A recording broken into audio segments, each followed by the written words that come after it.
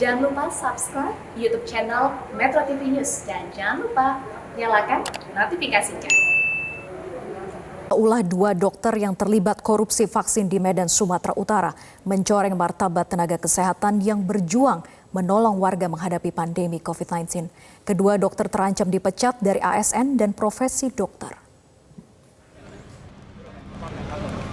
Ulah dua dokter yang terlibat korupsi vaksin di Medan, Sumatera Utara seperti nilai setitik yang mencoreng kehormatan tenaga kesehatan, khususnya profesi kedokteran yang mulia.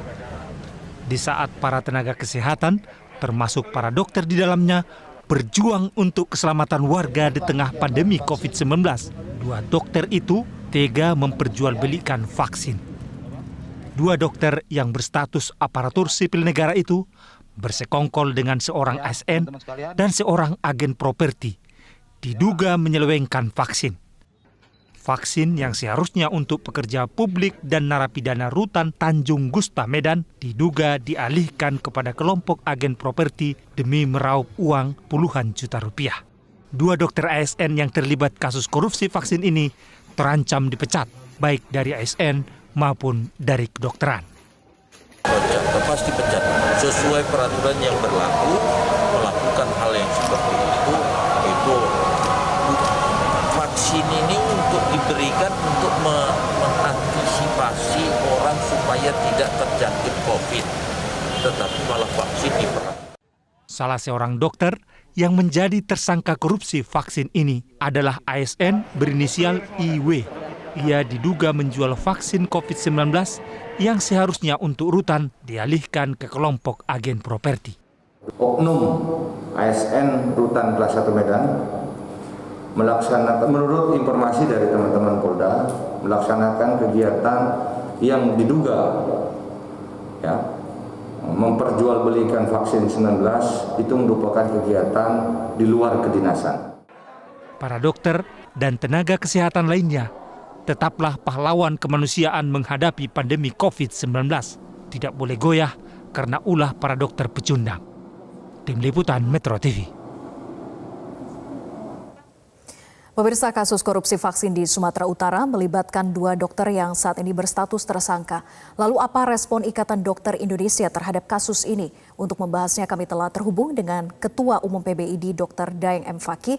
Selamat siang Dr. Daeng. Selamat siang, Mbak Farah.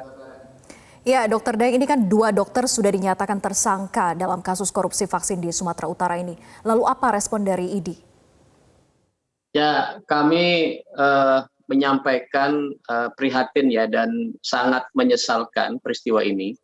Karena semestinya kita ini fokus untuk membantu program pemerintah, membantu rakyat kita untuk penanganan COVID ya. Tentunya dalam membantu itu kita harus tetap berpegang teguh pada etika, kepada disiplin, kemudian kepada aturan-aturan hukum yang ada.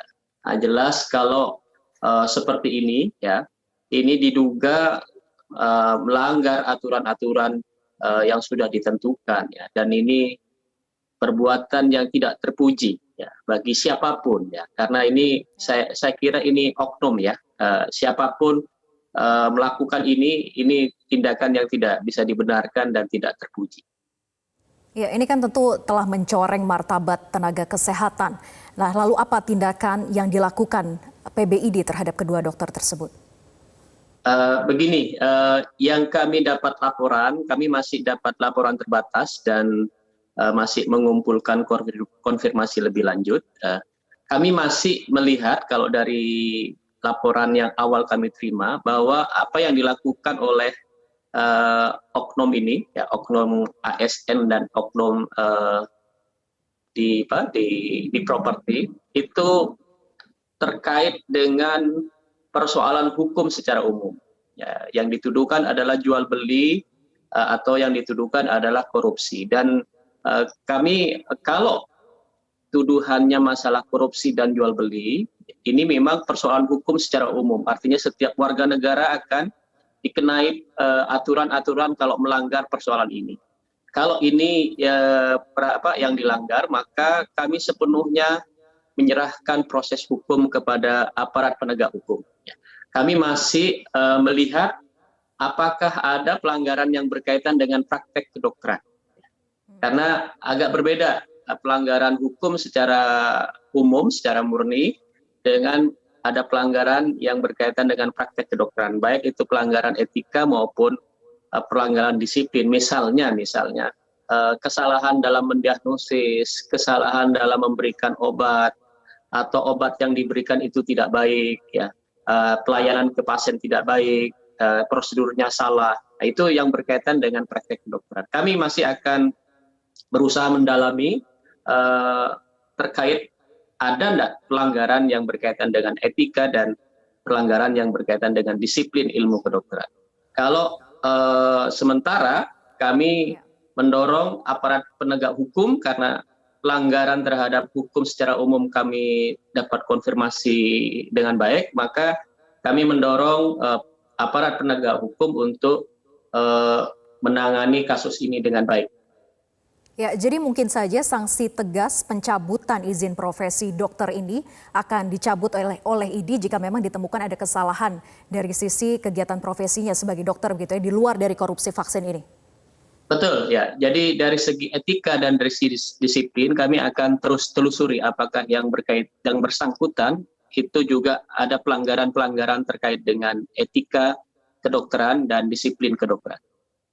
Oke, selama tidak ada nanti proses hukum ini terus berlanjut, kemudian jika sudah selesai baru ID kemudian memperbolehkan lagi dokter ini kembali beroperasi seperti mana biasa begitu ya, sesuai dengan profesi. Ya, kalau tidak ada aturan profesi atau praktek profesi yang dilanggar, maka bagi siapa yang sudah menjalani hukuman sesuai dengan hukuman yang ada di negara kita, maka mungkin bukan hanya ID ya, mungkin kita sebagai bangsa juga bagi warga kita yang sudah melakukan kewajiban hukuman dan lain-lain itu dikembalikan, direhabilitasi seperti biasanya.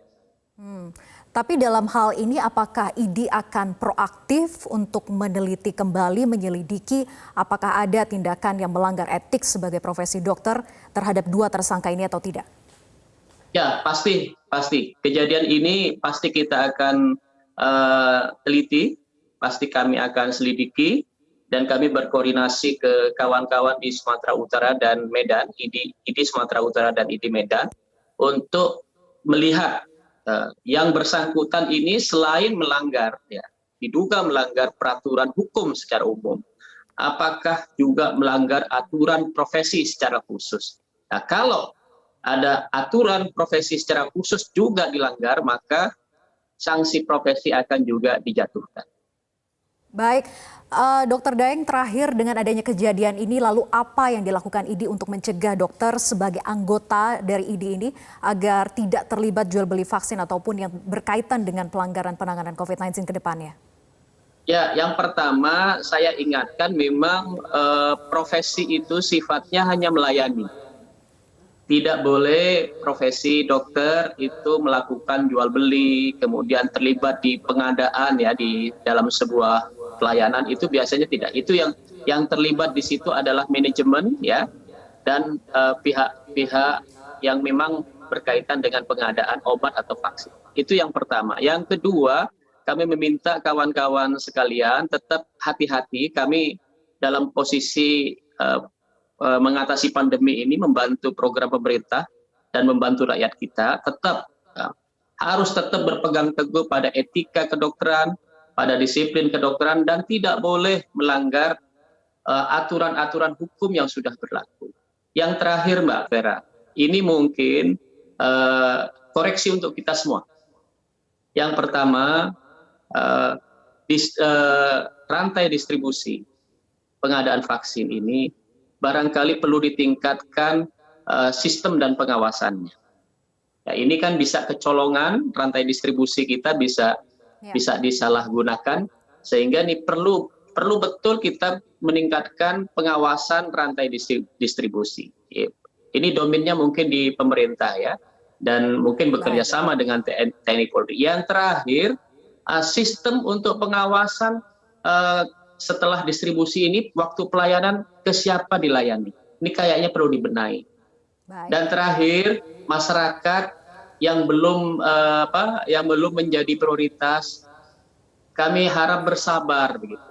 Karena ini kan juga ada godaan kepada saudara-saudara kita yang menunggu ini karena ingin segera divaksin, ada godaan, ada vaksin meskipun diminta bayaran kemudian bayar. Ya, mohon bersabar karena pemerintah lagi menerapkan prioritas dalam program vaksin. Baik, semoga kedepannya tidak ada lagi kejadian seperti ini. Terima kasih Ketua Umum PBID, Daeng M. Fakih sudah bergabung bersama kami di Metro Siang.